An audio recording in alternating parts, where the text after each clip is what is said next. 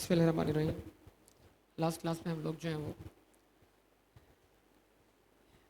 Implicit rate of interest की definition पढ़ चुके थे और वो डेफिनेशन जो है वो दो अलग अलग रेफरेंस से बयान की गई है। उसमें एक बात कॉमन है, इम्प्लिसिट रेट जो होता है वो अप्लाई होता है in case of finance lease, lessor के लिए अप्लाई होता है। तो लेसॉर के पॉइंट ऑफ व्यू को रिप्रेजेंट कर रहा है, लेकिन इसमें ये देखना ज़रूरी है कि लेसॉर सिर्फ डीलर है। क्यों? क्योंकि अगर डीलर है तो उसके पास सिर्फ फ्यूचर वैल्यू और प्रेजेंट वैल्यू जो कि फेयर मार्केट वैल्यू है उसका डिफरेंस इनकम बनेगा, यानी उसके पास एक ही किस्म की इनकम है जिसका नाम है इंटरेस्ट इनकम। लेकिन अगर डीलर अगर लेसॉर मैन्युफैक्चर या डीलर है तो फिर उसके पास जो एसेट पड़ा हुआ है वो फेयर वैल्यू पे नहीं बल्कि इन्वेंट्री की कॉस्ट पे पड़ा हुआ है। तो फिर वो इस ट्रांजैक्शन से दो किस्म के फ़ायदे कमा रहा है, एक ग्रॉस प्रॉफिट जो कि COGS और इन्वेंट्री की कॉस्ट और फेयर मार्केट वैल्यू का डिफरेंस है, और दूसरा इंटरेस्ट इनकम है। तो जो भी वो ट्रांजैक्शन कॉस्ट यानी कि इनिशियल डायरेक्ट कॉस्ट इनकर करेगा उसको मैच करने के लिए उसके पास पहले ही साल में ग्रॉस प्रॉफिट मौजूद होगा। तो वो ट्रांजैक्शन कॉस्ट को कैपिटलाइज नहीं करेगा। कौन? मैन्युफैक्चर डीलर ट्रांजैक्शन कॉस्ट को इन्वेस्टमेंट अज्यूम नहीं करेगा, ये समझ लो। वो उसका रूटीन एक्सपेंस है, वो इस तरह के कमीशंस गुड्स बेचने पे देता रहता है। लेकिन जो नॉन डीलर लेसॉर है उसके लिए तो ये भी इन्वेस्टमेंट है, ट्रांजैक्शन में इंटर होने की कॉस्ट है। तो वो उसको एक तरह से अपनी लीज की इन्वेस्टमेंट का क्या मानेगा? पार्ट मानेगा। तो इसलिए हमने लास्ट क्लास में पढ़ा कि IRR यानी इम्प्लिसिट रेट वो रेट है जो मैन्युफैक्चर या डीलर लेसॉर के लिए लीज पेमेंट्स प्लस UGRV यानी GIL की प्रेजेंट वैल्यू NIL को फेयर मार्केट वैल्यू के बराबर ले आए। और नॉन डीलर के लिए IRR या इम्प्लिसिट रेट वो रेट है जो लीज पेमेंट्स और UGRV की present value that is GIL की प्रेजेंट वैल्यू जो तो NIL कहते हैं बराबर ले आए fair value plus IDC initial direct cost. तो इनिशियल डायरेक्ट कॉस्ट की अहमियत किसके लिए ज़्यादा है? नॉन डीलर लेसॉर के लिए, क्योंकि डीलर लेसॉर की जो भी कॉस्ट होगी वो जाएगी कहाँ पर? Profit and loss account. तो ये दो बातें हमने लास्ट क्लास यहाँ पे एंड की थी, यहीं से हम इसको कंटिन्यू करते हैं। आगे सवाल आपके सामने है, ज़रा देखते हैं। एग्जाम्पल नंबर 9 है किताब की। क्या सवाल है? Maria leasing limited lease an asset to XYZ limited. Lease to, lease from. Lease to मतलब लीज पे दिया उसको, लीज फ्रॉम लीज पे लिया। तो अगर सब्जेक्ट के साथ लफ्ज लीज इस्तेमाल हुआ और लीज टू तो मतलब ये लेसॉर है, और लीज फ्रॉम तो लेसी है, ठीक है ना। तो अब मारिया लीजिंग लिमिटेड, नाम भी लीजिंग लिमिटेड है, काम ही क्या है? लीज पर एसेट देना। मतलब ये मैन्युफैक्चरर नहीं है एसेट का, ये लीजिंग बिजनेस करता है। इसका काम ही क्या है? लीजिंग बिजनेस करना, ठीक है। उसके बाद इस एसेट की फेयर मार्केट वैल्यू कितनी है? 2,85,000 for use at annual rental of ₹80,000 for 5 years। 2,85,000 की मार्केट वैल्यू रखने वाला एसेट उसने लीज पे दिया कितने का? 80,000 पर ईयर के हिसाब से, एरियड्स में, एरियड्स मतलब पीरियड के एंड पर। कितने साल के लिए? 5 साल के लिए। MLL यानी lessor incurred initial direct cost of ₹5,227 on inception of lease. इस लीज कॉन्ट्रैक्ट में एंटर होने के लिए नॉन डीलर लेसॉर ने IDC कितनी खर्च की?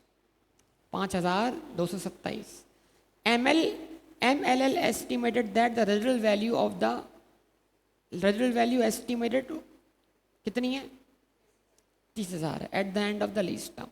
However, only 20,000 is guaranteed by XYZ Limited. 30,000 है रेजिडुअल वैल्यू, जिसमें तो 20,000 गारंटीड है, 10,000 ऑब्वियसली क्या है? अनगारंटीड। तो जो गारंटीड है वो लेसॉर के पॉइंट ऑफ व्यू से हमेशा लीज पेमेंट का क्या है? पार्ट। ये टर्म लीज पेमेंट क्लियर होना बहुत जरूरी है। UGRV हमेशा लीज पेमेंट से क्या होगा? बाहर होगा। लीज पेमेंट प्लस यूजीआरवी करने से जीआईएल मिलेगा।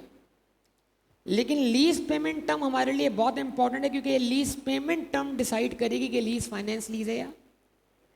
तो अगर आपने लीज पेमेंट को सही से आइडेंटिफाई नहीं किया तो आपको ये आइडेंटिफाई करने में मुश्किल होगी कि लीज फाइनेंस लीज है या।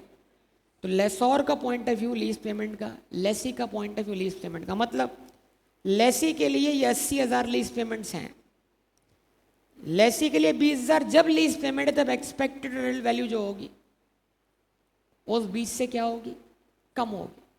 जब 20 से कम होगी तो फिर जो डिफरेंस होगा लेसी उसको अपनी लीज पेमेंट का पार्ट मानेगा, अदरवाइज नहीं मानेगा। लेकिन लेसोर हर हाल में इसको लीज पेमेंट का पार्ट मानेगा, क्योंकि उसको तो कहीं ना कहीं से रिकवर हो जाने। अच्छा जी, अब कहता है calculate the amount relevant to finance lease from the above information for MML. Lessor का पॉइंट है वो ध्यान में रखते हुए जो जो रेलिवेंट है ना वो आप कैलकुलेट करके दिखाइए। कहता है इम्प्लिसिट रेट जो है वो 14% है। तो अगर इम्प्लिसिट रेट 14% है और ये लेसोर नॉन डीलर लेसोर है, तो इस रेट पर इस 80,000 की, इस 20,000 की और डिफरेंस 10,000 की जो प्रेजेंट वैल्यू होगी वो फेयर वैल्यू प्लस आईडीसी के बराबर होनी चाहिए, अगर ये इम्प्लिसिट रेट है तो। वजह क्यों होनी चाहिए? क्योंकि नॉन डीलर लेसोर के लिए इम्प्लिसिट डिफाइन कैसे हुआ है कि जो लीज पेमेंट और यूजीआरवी की प्रेजेंट वैल्यू को जीआईएल की प्रेजेंट वैल्यू को यानी एनआईएल को fair market value plus IDC के बराबर ले। तो एक काम करते हैं, आइए इसके अंदर कुछ कैलकुलेशन समझ लेते हैं। हेडिंग लगाइए अपने पास, ग्रॉस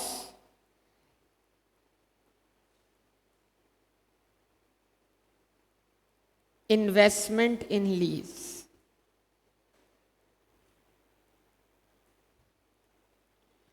इसके दो हिस्से होंगे, एक हिस्से का नाम क्या होगा, लीज पेमेंट्स। वो कितनी है, 80,000 मल्टीप्लाइड बाय 5 प्लस जीआरवी कितना, 20,000।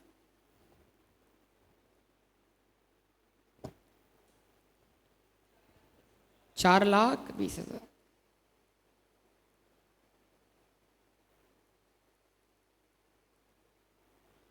उसके बाद इसमें ऐड करें क्या, UGRV, that is what, unguaranteed real value. Total real value कितनी है, 30,000। उसमें 20,000 तो क्या हो गया, गारंटीड पोर्शन हो गया। तो फिर यानी रेजिडुअल वैल्यू का पार्ट गारंटीड है और पार्ट अनगारंटीड। ठीक है, तो कितना हुआ अनगारंटीड रियल वैल्यू, 10,000। तो टोटल क्रॉस इन्वेस्टमेंट इन लीज कितना है, 4,30,000। अब इसको समझ लो भाई, यानी ये लेसोर के माइंडसेट के हिसाब से इस एसेट से मिलने वाला ग्रॉस अमाउंट है जो उसकी जेब में आना ही आना है। अब सुनो फर्क समझो, इतना तो कंफर्म आना है नॉन कैंसिलेबल पेमेंट्स की वजह से। इसका रिस्क थोड़ा सा लेसोर के ऊपर है कि जब एसेट बेचने जाएगा, रेजिडुअल वैल्यू 25,000 मिली तो 20,000 तो उसमें कवर हुए कि नहीं हुए, तो इस पे लॉस हुआ। किसको लॉस हुआ, लेसोर को। तो अनगारंटेड पोर्शन वो पोर्शन इस पे लेसोर को लॉस हो सकता है, बाकी रिमेनिंग लीज पर लेसोर को लॉस नहीं होगा। इसलिए इसका मतलब ये हुआ कि ये जो अमाउंट है इसके बदले सिग्निफिकेंट रिस्क एंड रिवॉर्ड्स किसको ट्रांसफर हो गए होंगे। तो अगर मेजॉरिटी रिस्क एंड रिवॉर्ड्स किसको ट्रांसफर हो गए हैं और मामूली सा रिस्क जो है ना होने के बराबर वो कौन बियर कर रहा है, तो इसका मतलब ये लीज क्लासिफाई होनी चाहिए बतौर फाइनेंस। कुछ समझे पॉइंट या नहीं? ये लेसोर का पॉइंट ऑफ व्यू। खैर, अब इसकी क्या निकलेगी? Present value. प्रेजेंट वैल्यू आंखें बंद करके 2,85,000 प्लस 5,227 रुपए के बराबर होगी। लेकिन प्रूफ कर लेते हैं कि इम्प्लिसिट रेट वो रेट है जो लीज पेमेंट और यूजी आरवी की प्रेजेंट वैल्यू को fair market value plus IDC के बराबर ले आए नॉन डीलर लेसोर के लिए। आवाज ही नहीं आई आप लोगों की। अब क्या कर रहा हूं मैं? तवज्जो, लेस कर रहा हूं, एक टर्म लिख रहा हूं, क्या? नेट इन्वेस्टमेंट इन लीज।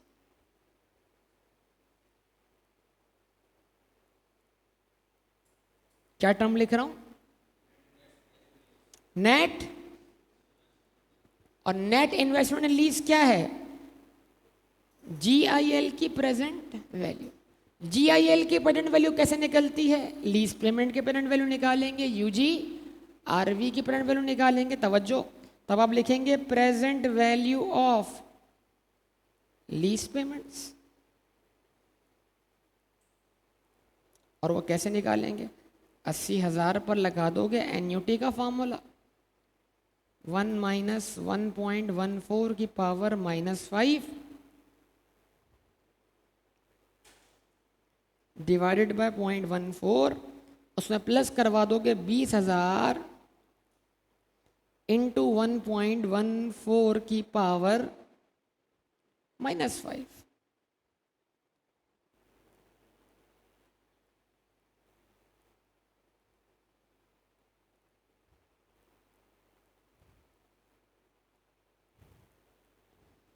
जल्दी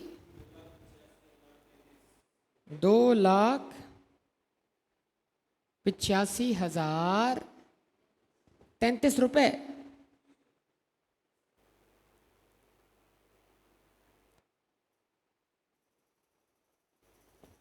₹2,85,033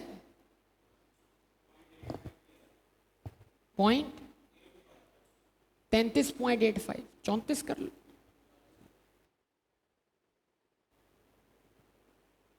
ठीक है, अब इसमें आप ऐड करवाएं क्या?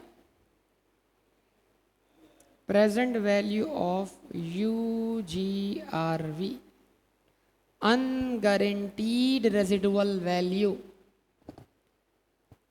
कितनी है? 10,000 इंटू 1.14 की पावर -5,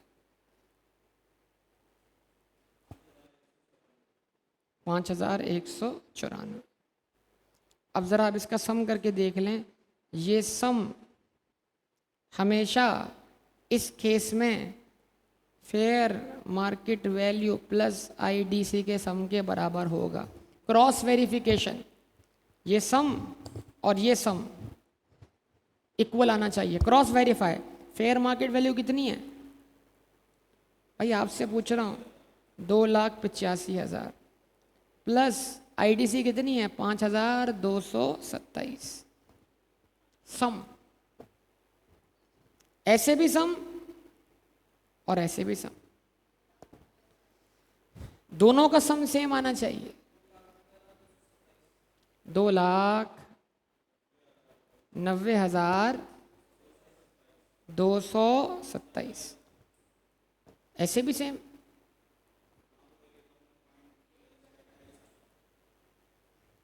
एक 194 या 98 हो रहा है, तो उसको 3 कर दो, इसको 4 कर दो, ये एग्जैक्ट 94। हाँ, तो वहां 0.8 था ना बेटा, तो इसको 93 कर दो, कुछ कहीं तो राउंडिंग कर दो।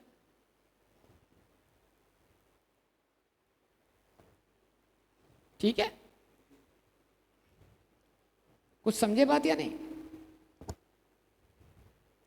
तो जब भी लीज, देखो अब सुन लो, बिठा लो दिमाग में, ये लीज में छोटे छोटे पॉइंट्स हैं और ये बड़े कंफ्यूज करते हैं बच्चों को। ये जो अमाउंट है ना, ये देख लो यार, ये अमाउंट कौन सा amount? Present value of lease payment, lessor के पॉइंट ऑफ व्यू से। ये लेसोर को लाजमी रिकवर होना ही होना है।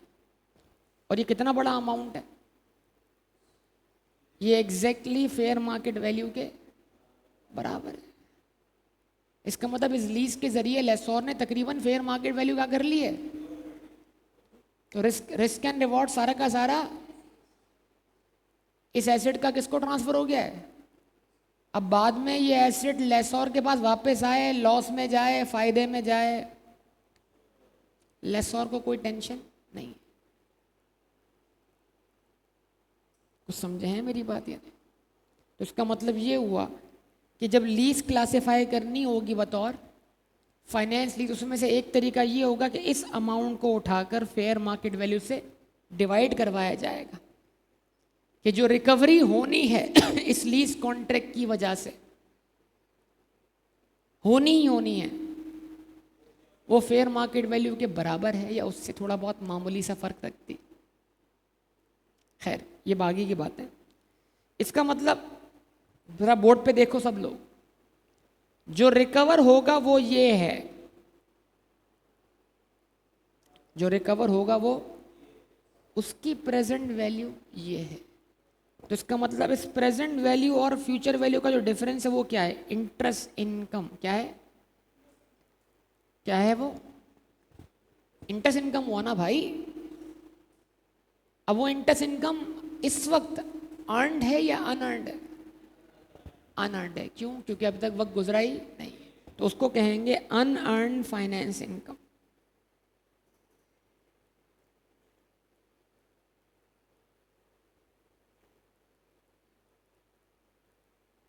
क्या कहेंगे, जो कि GIL और NIL का क्या होगा, डिफरेंस होगा।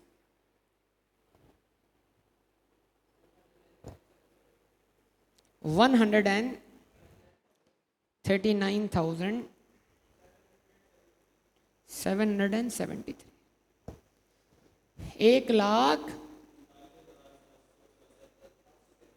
1,39,773। ठीक है, ये लेसोर इस लीज से कमाएगा, यानी इस लेसोर ने ये एसेट खरीदा ही मार्केट से कितने का है, फिर उसके ऊपर कितना पैसा और इन्वेस्ट कर दिया है, तो सम कितना हुआ। तो जो रकम आ रही है उसमें 2,90,227 उसके लगाए हुए आएंगे। ये सोचो, थोड़ा चलाओ इसको यार। तो फिर जो ऊपर आएगा वो क्या होगा, time value of money, interest income.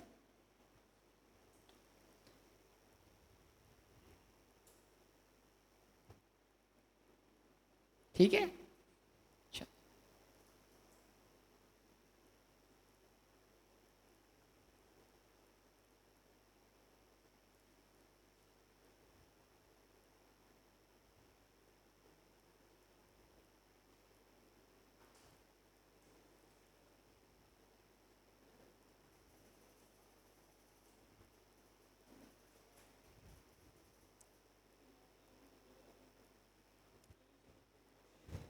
Example number 10 करके दिखाइए ज़रा आप लोग, क्या पिछली क्लास को आपने कितना अच्छा सुना, कितना अच्छा समझा, कितना याद रखा।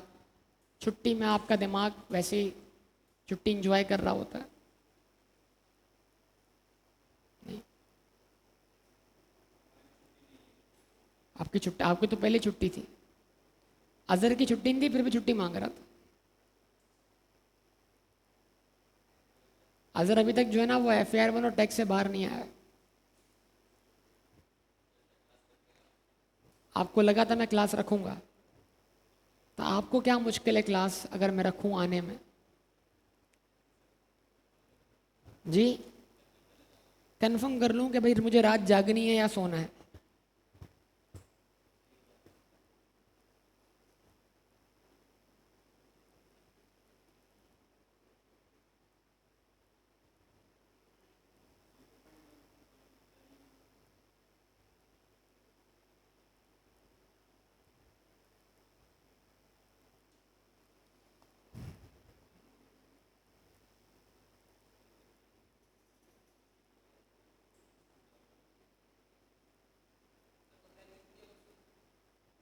कल से जी। आप कहें तो कल भी क्लास ना लें, बोले बोले छुट्टी करते हैं, कल भी एक काम करते हैं।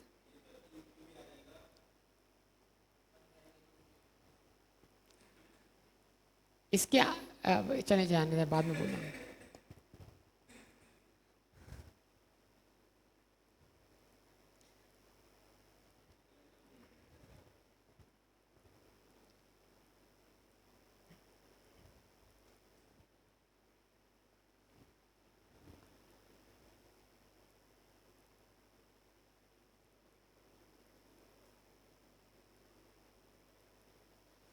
सानी limited, Sani Limited leased an asset having fair value of rupees 3.5 million from Khan Limited। तो अब इसमें सानी कौन है भाई? शुक्र लेसी है। और खान कौन है? लेसौर। लीज टर्म कितना है? 5 साल। SL incurred initial direct cost of rupees 60,000। मतलब एसेट के लीज पे हासिल करने को उसको इंस्टॉल कौन कर रहा है? लेसी कर रहा है, तो फिर वो तो उसकी अलग से कॉस्ट है, वो अपनी जेब से दे रहा है, वो लीज के अलावा कॉस्ट है। तो अगर इनिशियल डायरेक्ट कॉस्ट कौन इनकर कर रहा हो?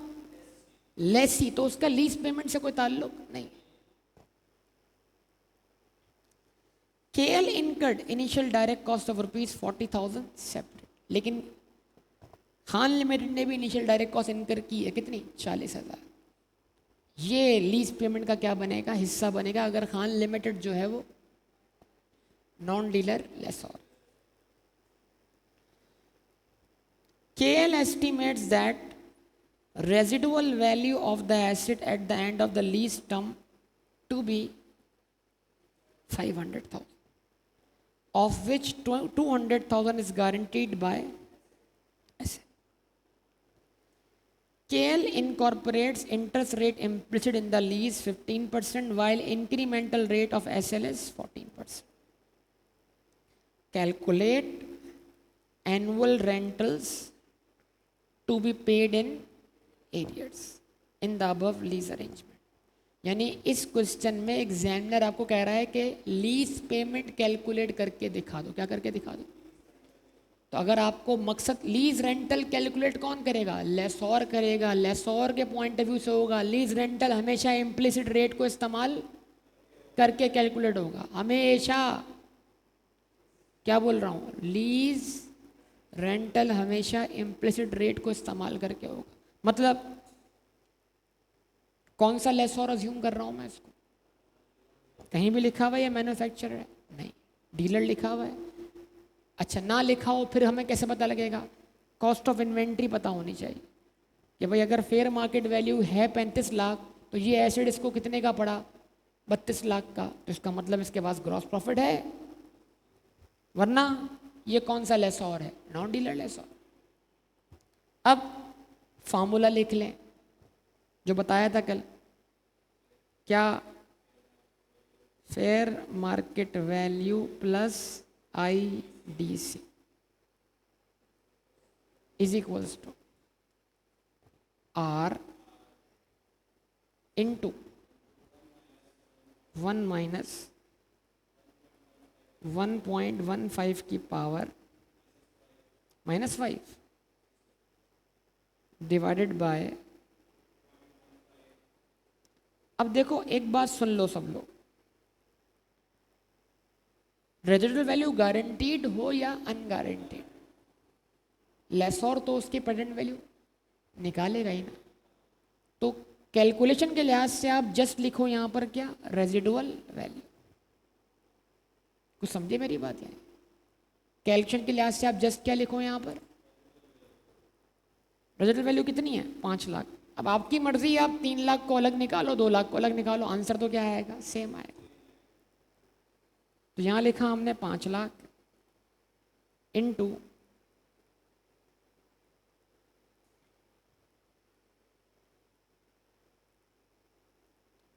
बल्कि यहां तो मैं फॉर्मूला लिख रहा था ना, पहले फार्मूला लिख देते ना, फार्मूला लिख दें आप।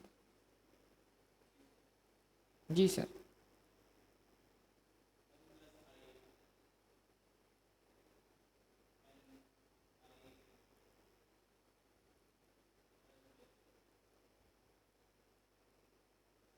अगर आप इसको जी आर वी और जी आर वी में तोड़ते हैं तो आपको 2 दफ़ा प्लस लगाना पड़ेगा। G R V into one plus I की power minus N plus U G R V into one plus I की पावर माइनस एन।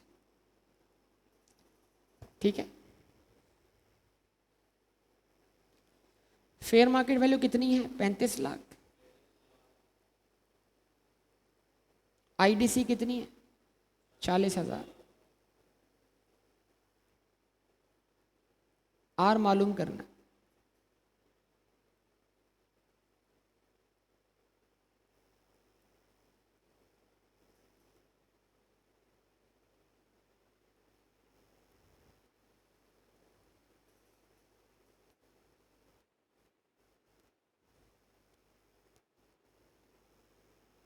ठीक है जी। अब ये आंसर हो जाएगा आपके पास कितना? 35,40,000।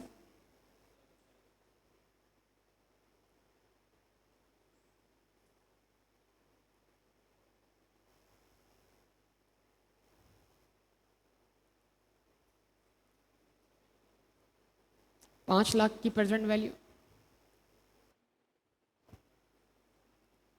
5 लाख की प्रेजेंट वैल्यू।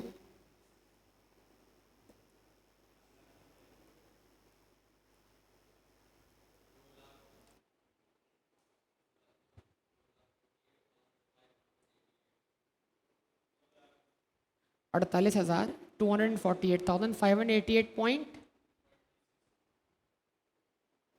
ठीक है जी। ये ले जाके आप वहां क्या कर दें? माइनस कर।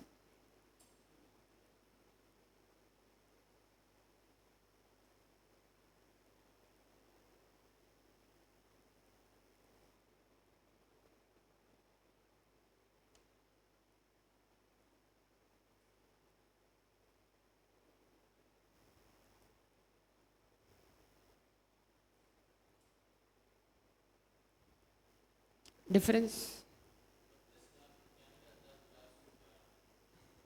32 लाख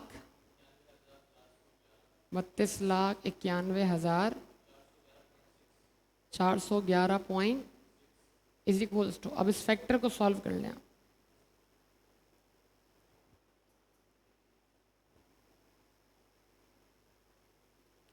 .6 क्यों लगा दिया बेटा? अरे यार चलो ठीक है। इस फैक्टर को पूरा बताना सॉल्व करके।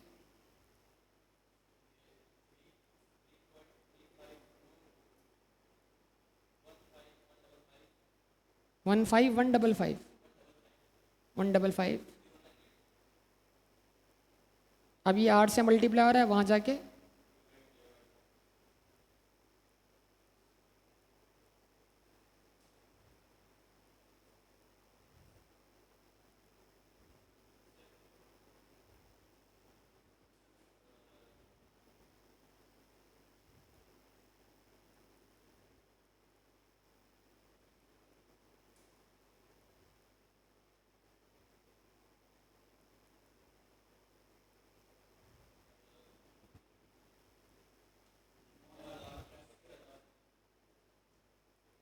$9,81,879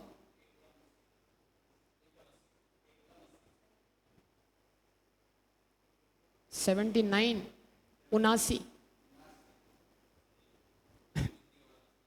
79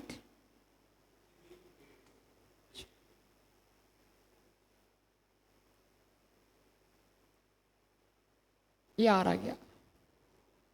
इट मीन्स ये लीज रेंटल कैलकुलेट करवा रहा है सवाल आप। और लीज रेंटल हमेशा लेसोर के मुताबिक क्या होगा? कैलकुलेट होगा।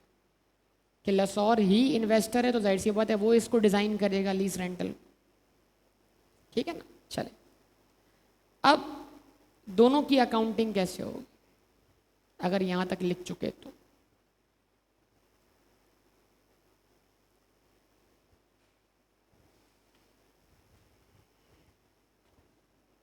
इन दोनों की अकाउंटिंग कैसे हो, अगर यहां तक लिख चुके तो?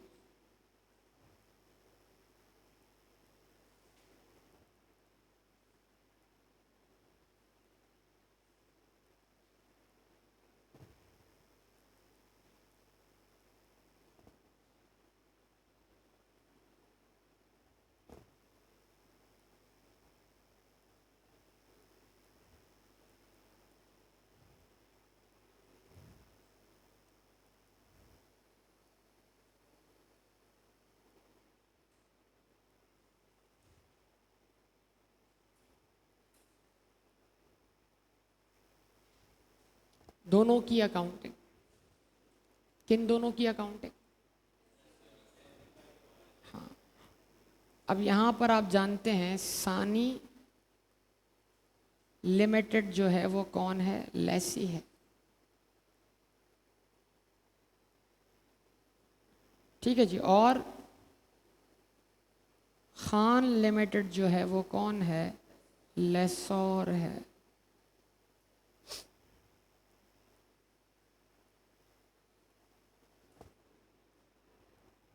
सानी लिमिटेड लेसी है और खान लिमिटेड लेसोर। अब लेसी अपने पॉइंट ऑफ व्यू से क्या निकालेगा? Lease payment. क्या? Lease payment. ठीक है ना? क्या बोल रहा हूं मैं? लेसोर अपने पॉइंट ऑफ व्यू से क्या निकालेगा? Lease payment. लेसोर अपने पॉइंट ऑफ व्यू से, लेसी अपने पॉइंट ऑफ व्यू से, दोनों की अकाउंटिंग कर रहा हूं ना।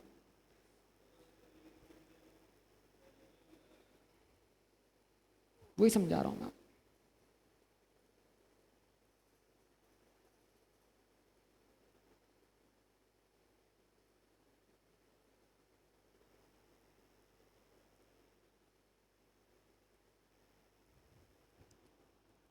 Present value of lease payment,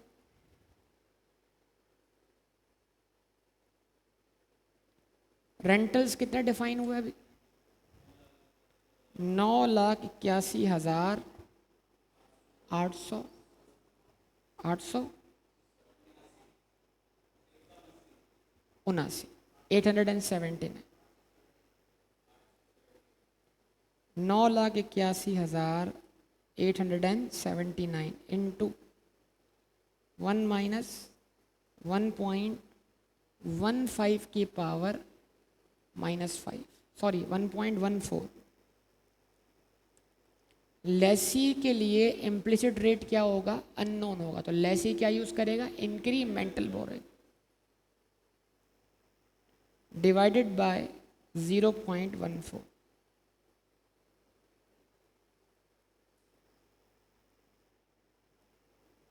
क्या आंसर आता है बताइए?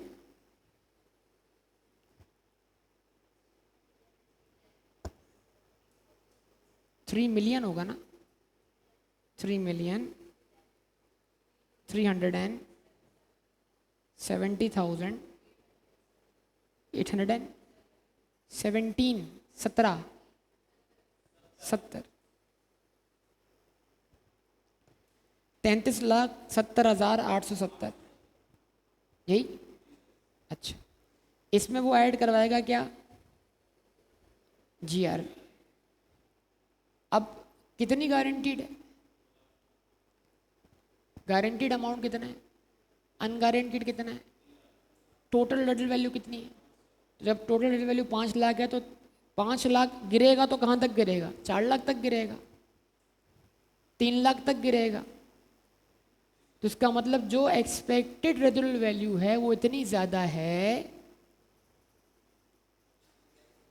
जो एक्सपेक्टेड वैल्यू है कि वो इतनी ज़्यादा है कि लेसी को अपनी जेब से GRV की पेमेंट जाती हुई नज़र। तो इसका मतलब लेसी के लिए एक्सपेक्टेड वैल्यू क्या है? 0। कुछ समझ में आ रही है बात या नहीं आ रही? तो लिहाजा लेसी के लिए लीज पेमेंट क्या बनेगी? 0 बनेगी। सिर्फ रेंटल्स की प्रेजेंट वैल्यू कितना? 33,70,870, 3,370,870। इसका मतलब इस कॉन्ट्रैक्ट, जरा तवज्जो दरकार है, अब यहां पर कुछ स्पेस छोड़ दीजिएगा, ठीक है। अब मैं इसकी इनिशियल अकाउंटिंग कर रहा हूँ, रिकग्निशन कर रहा हूँ, जो आगे पढ़ा रहा हूँ मैं आपको। इस कॉन्ट्रैक्ट में इंटर होने की वजह से लेसी पर कम से कम कितनी लाइबिलिटी क्रिएट हुई? जीआरवी इसको अपने ऊपर लाइबिलिटी बनती हुई नजर नहीं आ रही। तो मैं एंट्री बना रहा हूं यहां 2-4 लाइन छोड़कर, यानी इधर कुछ कैल्शियम का हिसाब छोड़कर, लीज लाइबिलिटी क्रेडिट कितने से? 33,70,870 से।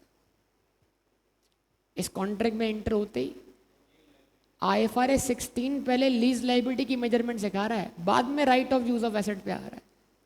बात को समझे, कॉन्ट्रैक्ट में एंटर होते ही नॉन कैंसिलेबल पेमेंट्स आप पर क्या बन गई? लाइबिलिटी बन गई। फिर इसके बदले क्या मिला? Right of use of asset मिला। तो यही right of use of asset को हासिल करने की क्या है? कॉस्ट है।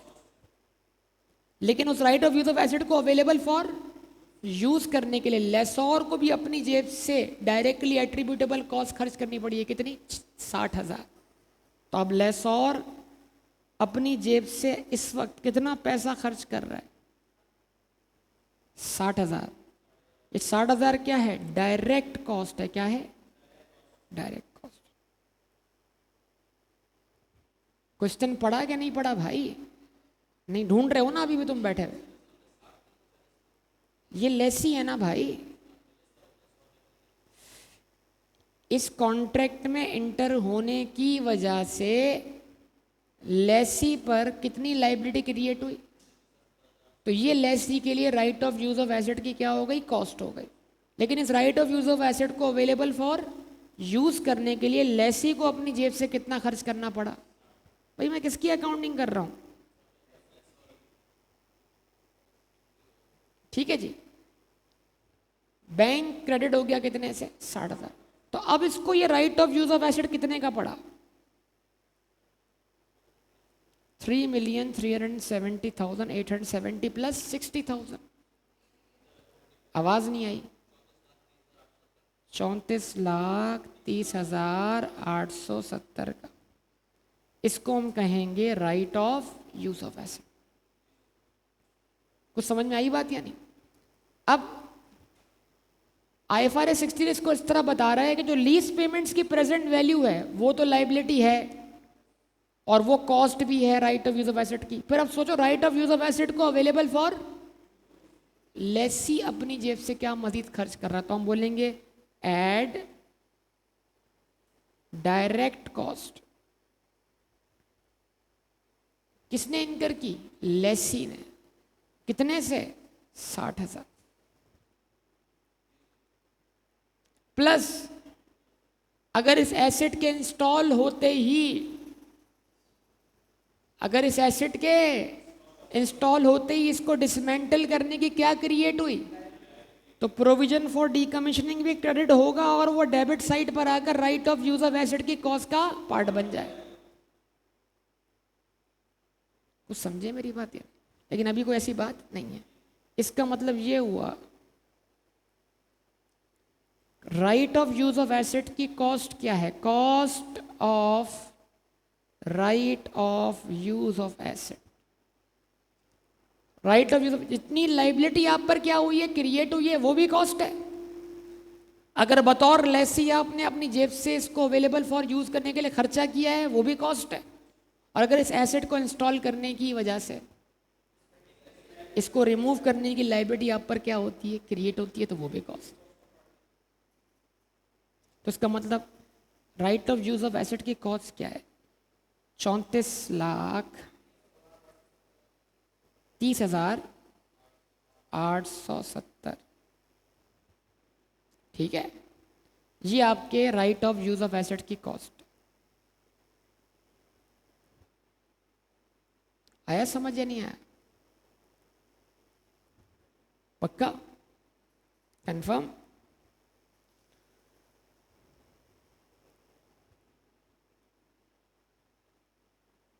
Right of use of asset debit हो गया, लीज लायबिलिटी क्रेडिट हो गई, बैंक क्रेडिट हो गया। ये हो गई इनिशियल मेजरमेंट, मान लो 1 जनवरी। अब कहाँ आ जाओ, ईयर एंड पर 31 दिसंबर पे अब आपने दो काम करने हैं।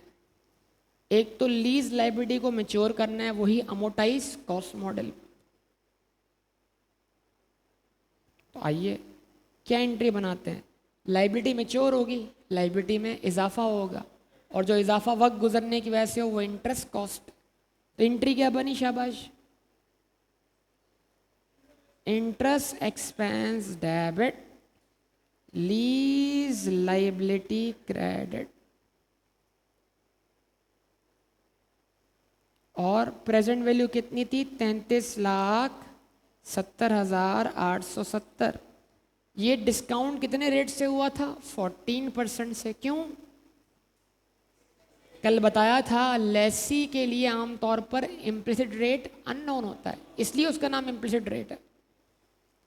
तो इसको वो 0.14 से डिस्काउंट किया है, 0.14 से मैच्योर करेगा। 4,70,000, 4,71,022 कर देते हैं, कर देते।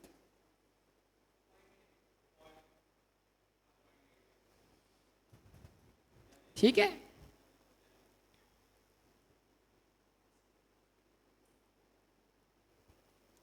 फिर ये अमाउंट लीज लाइबिलिटी का पार्ट बन गया। 33,70,870 में 4,71,922 रुपये का क्या हो गया, इजाफा हो गया। अब पहला रेंटल जाएगा, वो रेंटल लीज लाइबिलिटी को रिड्यूस कर देगा। इसका मतलब वो लीज लाइबिलिटी को रिड्यूस करेगा इंटरेस्ट बढ़ने के बाद। तो वो जो पेमेंट है उसमें इंटरेस्ट की रीपेमेंट भी है और लाइबिलिटी की रीपेमेंट भी नहीं, यानी ये अमाउंट जुड़ गया, इसमें लाइबिलिटी इंक्रीज हुई, लेकिन जो रेंटल का साइज है वो इससे भी क्या है, ज़्यादा है। मतलब वो 1 साल का इंटरेस्ट भी पे कर रहा है, प्लस कुछ हिस्सा प्रिंसिपल का भी पे कर रहा है। इसलिए जब 5 साल होंगे तो लीज लाइबिलिटी का बैलेंस क्या होगा, 0 होगा, यानी यहाँ रिडेम्पशन वैल्यू 0 है। तो जो कुछ भी रिकवर हो रहा है वो लीज पीरियड के दरमियान ही रिसीव हो रहा है।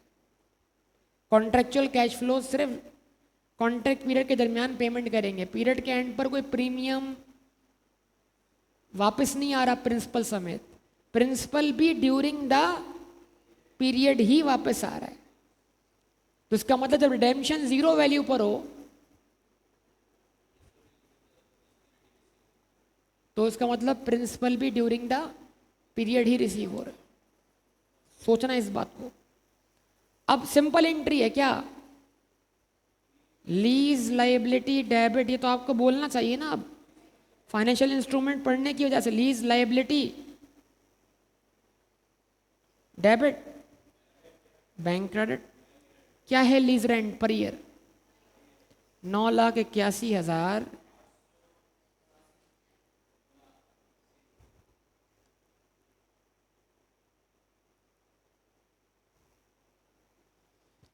ठीक है, सही है, चले। उसके बाद अब ये तो हो गया लीज लायबिलिटी की अकाउंटिंग। अब right of use of asset है, उसमें लगी हुई कॉस्ट आप कितने साल में कंज्यूम करेंगे, 5 साल। तो क्या करें, उसको डेप्रिशिएट करें। तो depreciation expense debit, accumulated depreciation credit,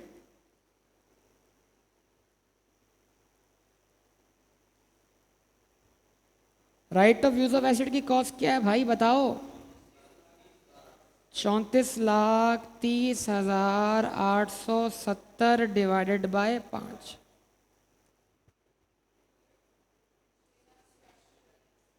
6,86,100 686,174।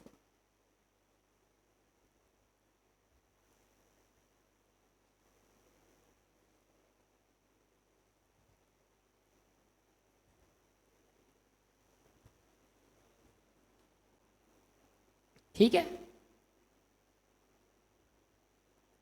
पक्का। चलो, ये है लेसे की अकाउंटिंग। उसके बाद अगर दिखा नहीं, अब ये लेसर के अकाउंट अलग से पढ़ेंगे ना, इसको खाली छोड़ते हैं, फायदा कुछ नहीं अभी सीखने में, है ना। मिक्स हो जाएगा, मिक्स तो बड़ी आराम से हो जाता है, ना भी हो तो हम कर देते हैं। और कुछ दिनों तक ना पढ़ने से वैसे दिमाग में पता नहीं कुछ बचता ही नहीं है, जो बचता है वो पता नहीं उसके हालात क्या होता है, रीसेट होता है। जी जी, ये भी मुझे ही करना है ना। रेस्टोर करने के कुछ पुराने तरीके भी होते हैं, ठीक है ना। पुराने वक्तों में बहुत इस्तेमाल होते थे, फिर हर चीज रेस्टोर होती थी। आजकल भी एप्लीकेबल, लेकिन पुलिस स्टेशन में वहां भी सॉफ्टवेयर अपडेट होते हैं और चीजें रेस्टोर होती हैं।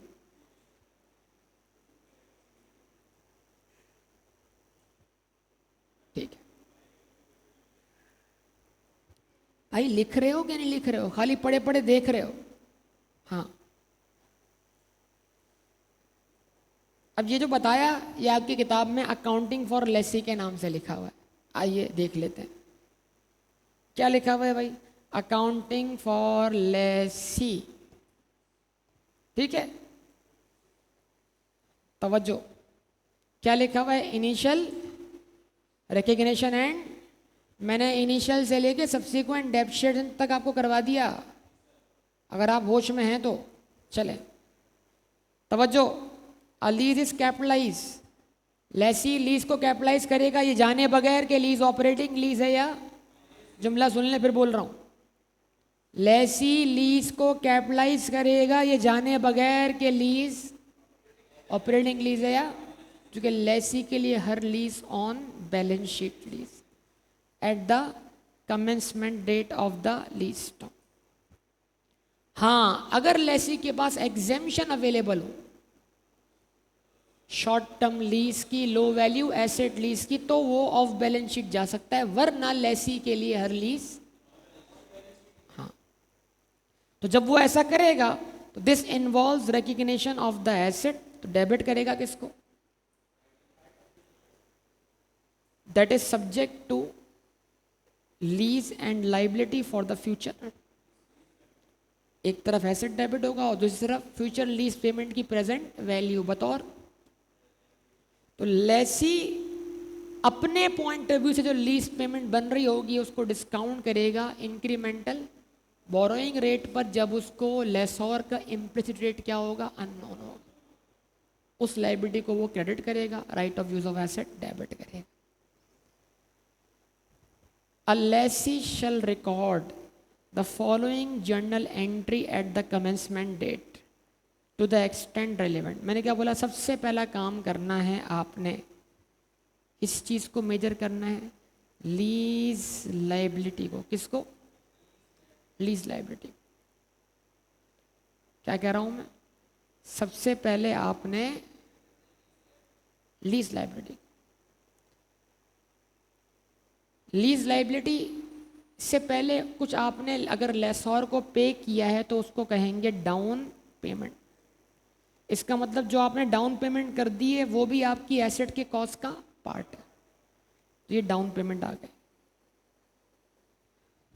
क्या डाउन पेमेंट आ गए, लेकिन डाउन पेमेंट के बारे में लिखा जा रहा है कि इसमें से आप लीज इंसेंटिव क्या कर देंगे, माइनस कर देंगे। क्या बोल रहा हूं,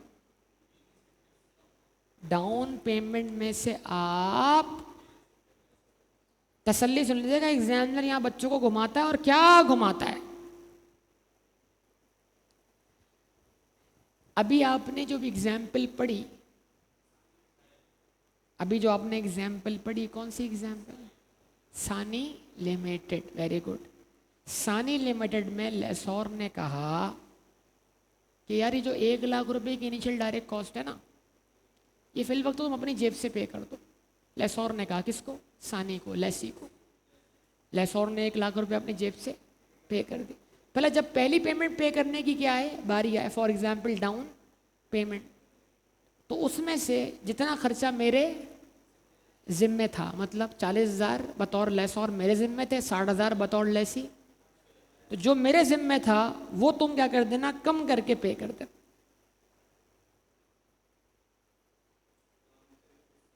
नहीं समझे बात?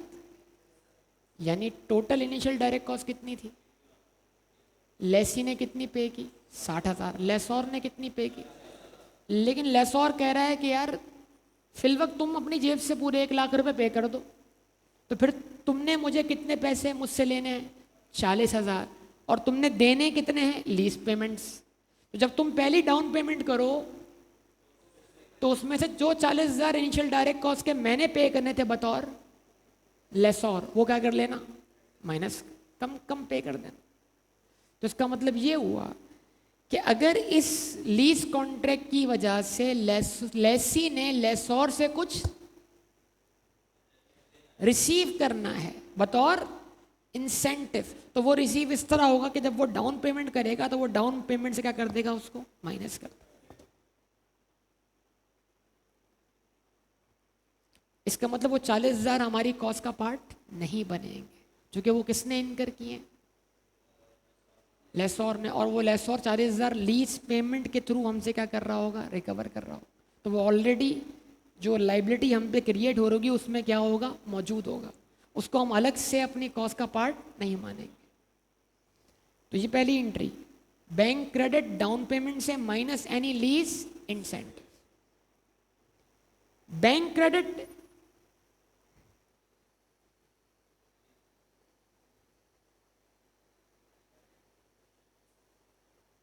डायरेक्ट कॉस्ट कितनी, 60,000, आवाज नहीं आ रही भाई, बैंक क्रेडिट डायरेक्ट कॉस्ट कितनी, 60,000,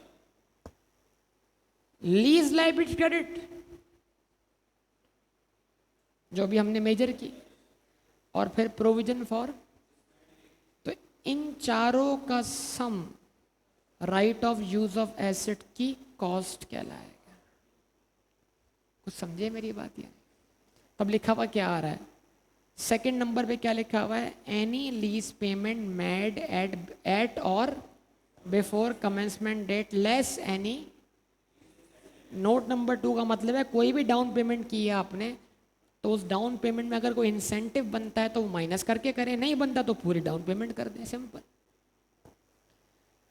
थर्ड में क्या लिखा हुआ है, initial direct cost for lessee. ये इनिशियल डायरेक्ट कॉस्ट कौन सी है, जो किसने खर्च की है, लेसी ने अपनी जेब से, right of use of asset को अवेलेबल फॉर यूज करने। Examples of initial direct cost of lessee include commissions, legal fees, ठीक है जी, cost of negotiating the lease, cost of arranging collateral payments made to existing tenants to obtain the lease। उसके बाद number 4, at the commencement date of lease the lessee recognizes a lease liability for unpaid portion, unpaid मतलब future lease payment plus GRV अगर expected है तो।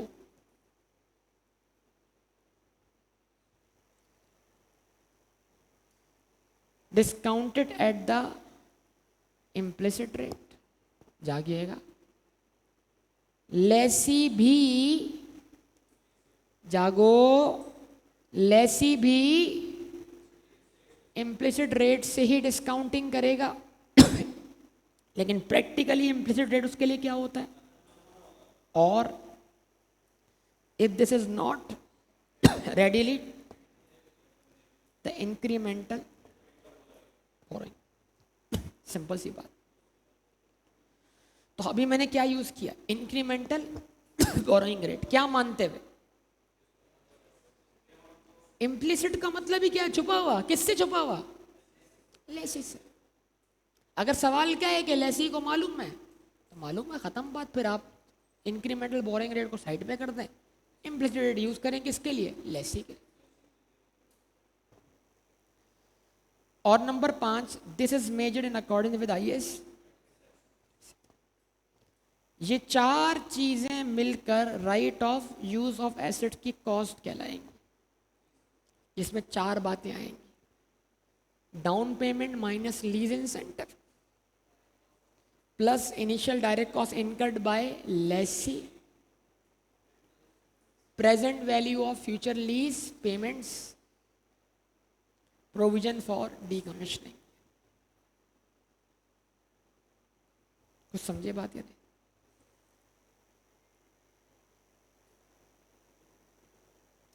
इस सवाल के जरिए समझने की कोशिश कर लेते। क्या है सवाल?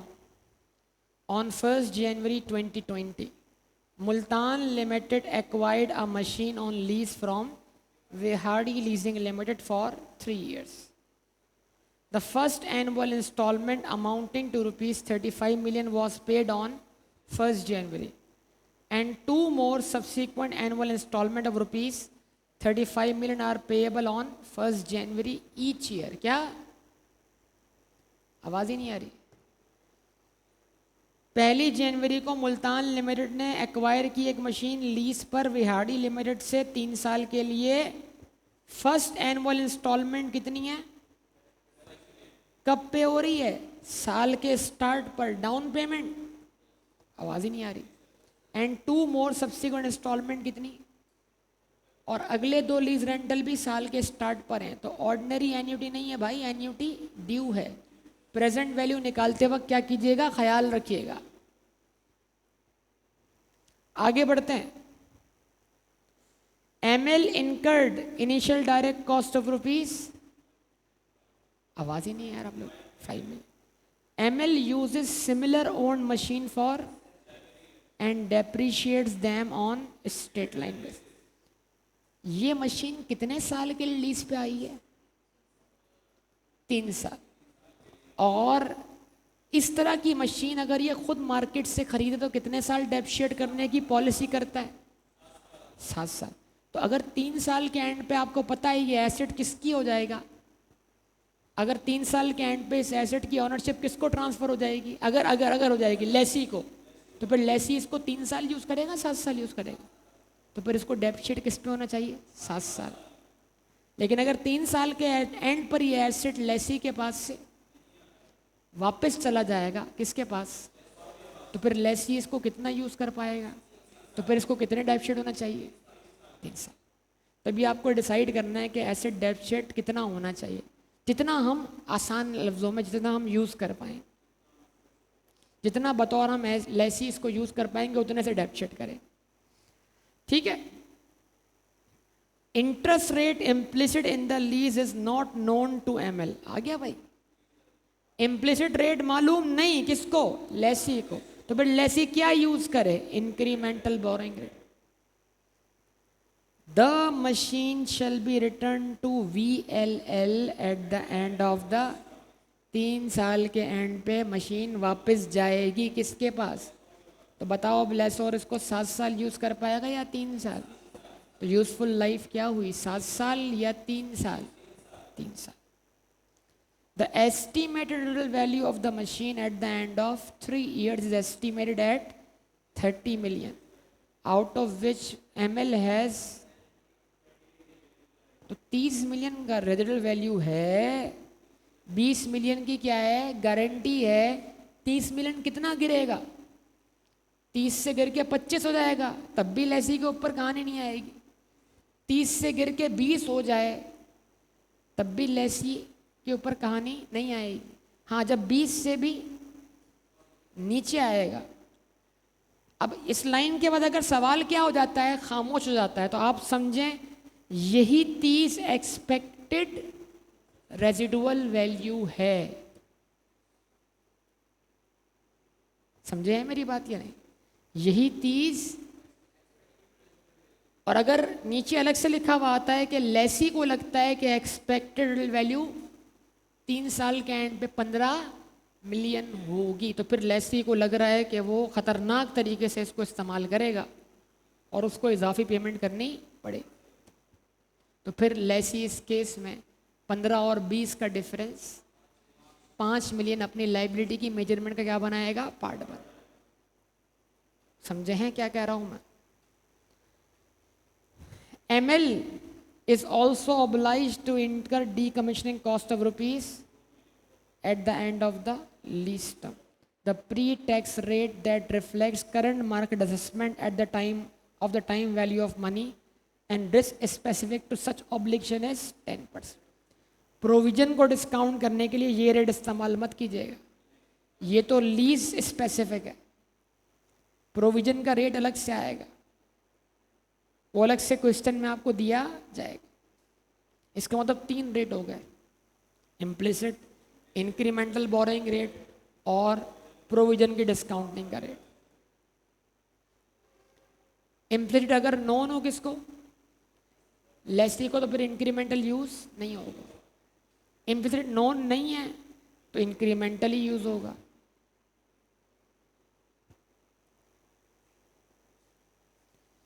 क्या मांग रहा है भाई? लेकिन हम अपना पहले जरा स्ट्रक्चर बना लेते हैं। स्ट्रक्चर लीज की मुद्दत, शाबाश,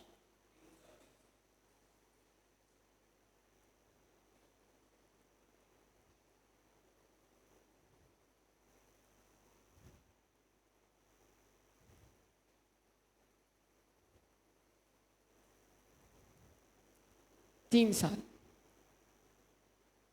1 जनवरी 2020, बोले 1 जनवरी 2021,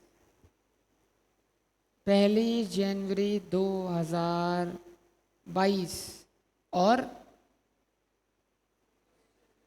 नहीं बेटा 31 दिसंबर 2022। 3 साल पूरे हो गए ना बेटा। यहाँ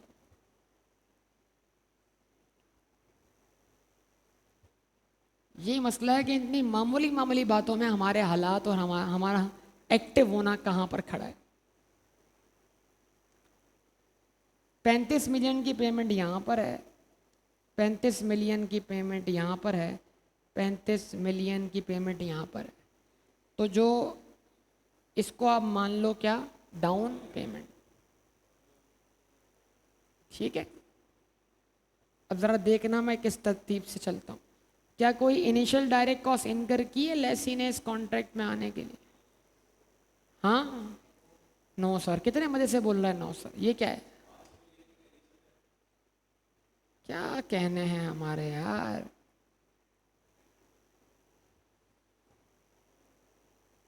अब एंट्री समझिएगा। आज सबसे पहले बैंक क्रेडिट डाउन पेमेंट की वजह से कितने से, 35 मिलियन से। आज बैंक, चलो डाउन पेमेंट ना मानो, सबको लाइबिलिटी मान लो, 35 तो अभी देने ही है ना। ये 35 कब देने हैं? अभी, आज ही, या ड्यू होने के बाद देने हैं? तो बस ये डाउन पेमेंट है ना, और क्या है। बैंक क्रेडिट या पेएबल क्रेडिट, ये किसकी लायबिलिटी है? किसने इनकर की? लेसी ने। कितने से? फिर लीज लायबिलिटी,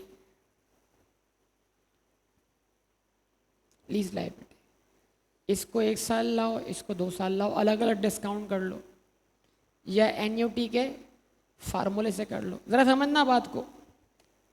इधर देख लो आंखें खोल के, फिर होशो आवाज खो जाओगे, फिर पता नहीं पुरानी कुछ बातें दिमाग से निकल के आएंगी, परेशान हो। इस पेमेंट को शामिल करूं ना, तो इन दो की डिस्काउंटिंग के लिए जो फॉर्मूला इस्तेमाल होगा वो एन्युटी ड्यू का होगा। लेकिन अगर मैं इस पेमेंट को थोड़ी देर के लिए यहां से छुपा दूं, तो ये पेमेंट यहां के हिसाब से पहले पीरियड के एंड पर, ये इसको यहां से यहां लाए, इसको यहां से लाए, ये एन्युटी ड्यू नहीं है, ये ऑर्डिनरी है। लेकिन अगर पहली पेमेंट को मिला के डिस्काउंटिंग करनी है तो फिर एन्युटी ड्यू। ये मजाक नहीं है, मजाक बन जाता है, फिर बोल रहा हूं, इसको मजाक जो समझता है, ठीक है। जब पेमेंट कम हो तो एक काम और कर सकते हो, अलग अलग डिस्काउंटिंग कर लो, इसको 1 साल, उसको 2 साल। और अगर समझदार हो, समझ है, समझ है, अकल है, तो एनुअल ड्यू का फार्मूला लगाऊं, माशाल्लाह। अभी जो समझाया वो समझ ना आया, समझा समझा के थक गए हम तो।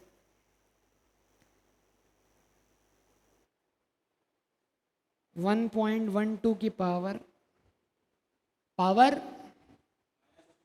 माइनस, क्यों? तो डिस्काउंटिंग 2 पेमेंट की हो रही है, इतना सिंपल सा जवाब था यार।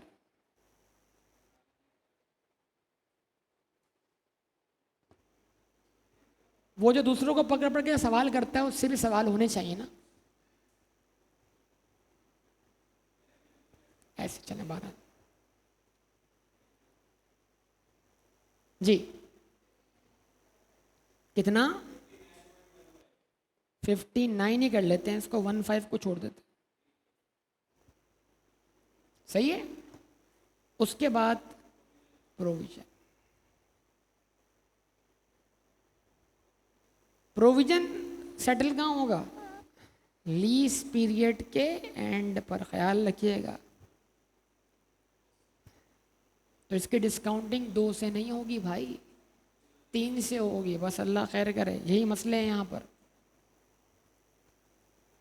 कितनी डीकमीशनिंग लाइबिलिटी है? 4 मिलियन। 4 मिलियन का रेट ऑफ डिस्काउंटिंग अलग है, 10%। 1.1 की पावर -3, 3 मिलियन आएगा एग्जैक्ट, 3 मिलियन। अब ये चारों सम आपके right of use of asset की क्या बन गए? कॉस्ट बन गए। 102 कब बने? 1 जनवरी 2020 को।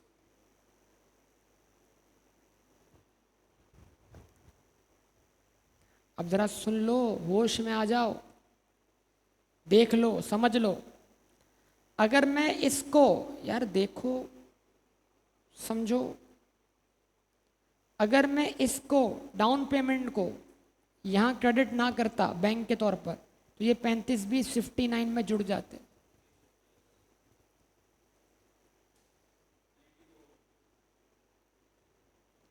फिर ये 35 यहां ना लिखे होते, लीज लाइबिलिटी का क्या होते, और फिर मुझे अलग से एंट्री बनानी पड़ती, lease liability debit, bank credit. क्यों? क्योंकि लाइबिलिटी का पार्ट बने भी हैं और फौरन पे भी होगा। 2 रास्ते हैं आपके पास, या तो 35 को इसमें जोड़ के लीज लाइबिलिटी का, तो फिर डिस्काउंटिंग करो एन्युटी ड्यू से, और फिर उसको फौरन फौरन क्या करवा दो? पे करवा दो। लेकिन आमतौर पे डाउन पेमेंट का साइज लीज पेमेंट के साइज से क्या होता है? मुख्तलिफ होता है, इसलिए ये ट्रीटमेंट करना ज़्यादा मुनासिब होता है।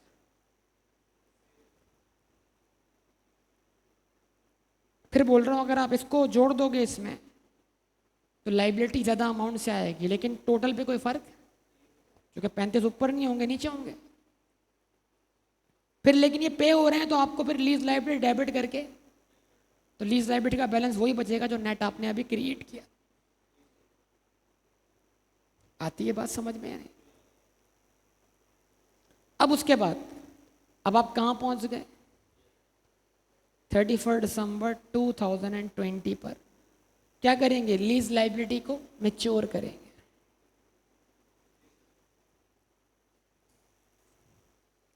Interest expense debit. अभी यहां भी एक ब्लंडर होने वाला है।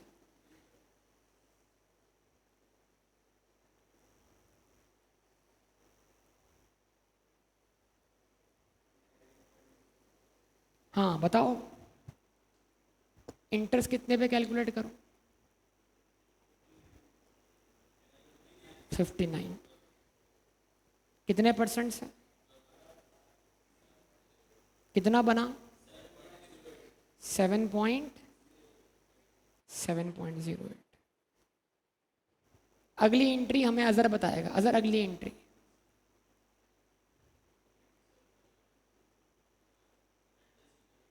पेमेंट करो,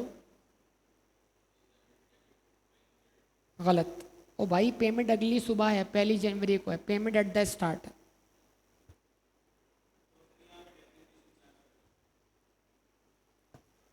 पेमेंट कब है? ईयर एंड पर या 1 जनवरी पर? बस यही मसला है। रट्टे वाले फॉर्मेट के मुताबिक पहले इंटरेस्ट फिर पेमेंट, फिर इंटरेस्ट फिर पेमेंट, नहीं, पेमेंट चली गई अगले अकाउंटिंग पीरियड में, इंटरेस्ट ड्यू हो गया इस अकाउंटिंग पीरियड में।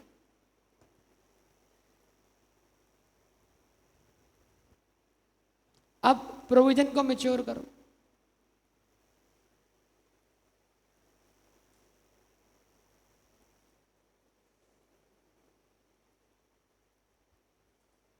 प्रोविजन क्रेडिट 3 मिलियन का 10%, कितना? 0.3। इंटरेस्ट एक्सपेंस डेबिट कितने से? 0.3 से। बताओ। और अब तीसरी चीज क्या करनी है? डेप्ट शीट करना है। Right of use of asset की कॉस्ट क्या है? 102। 102 कितने साल में डेप्ट शीट करूं? 7 साल में, 5 साल में? ना 7 में, ना 5 में, 3 में से। 5 तो सर पिछले एक सवाल की एग्जाम्पल थी, 7 इस सवाल में यूजफुल लाइफ बोली गई है, लेकिन हम कितना यूज कर पाएंगे? 3 साल। सर डेप्रीसिएशन एक्सपेंस डेबिट करके अक्यूमुलेटेड डेप्शन का कर दें, क्रेडिट कर दें सर, 102 को डिवाइडेड बाय 3 कर दें, 34 एग्जैक्ट 34।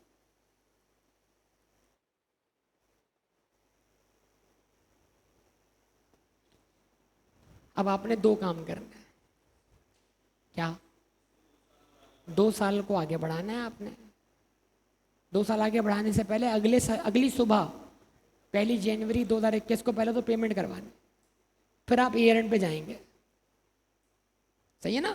चलो, ये यहाँ तक आपका टास्क है। ये घर पे पूरा बैठ के ज़रा रिकॉल करना, रिवाइज कर लेना, प्रैक्टिस कर लेना। ये तो आपकी मर्जी होगी भाई, आप छुट्टी ले रहे हैं कल तो आपकी मर्जी।